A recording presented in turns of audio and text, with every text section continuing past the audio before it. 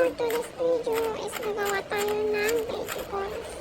Yes, vegetables, hindi siya fishball. Wala tayong fish dito. Kung anong meron dito sa kusina, yun na lang gawin natin. Nagkakrig tayo ng fishball, wala tayong fish. Kaya pwede pumili sa labas kasi puro na lang kikiam yung bawal. Bawal sa ating mga gusto.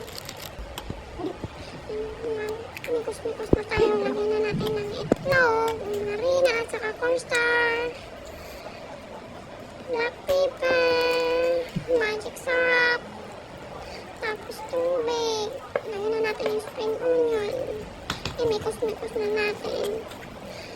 Dagdagan natin ng konting tubig para ma-mixture natin. Ayan. Lagyan na natin ng matika yung kawali. Tapos ilalagay na natin ng mga vegetable. Bilog-bilogin natin kahit hindi bilog. Mabibilog rin niya sa tiyan pag nakain. Luto na. Hawag na natin.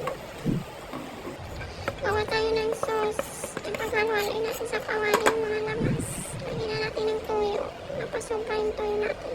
Lagyan natin ng vinegar, cornstarch, black pepper, magic syrup, tubig.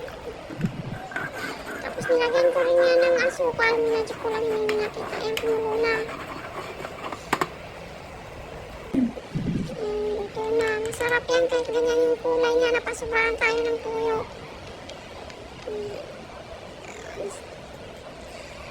Nasolve yung mga nasolve yung crib natin. Pag-crib natin. Thank you for watching.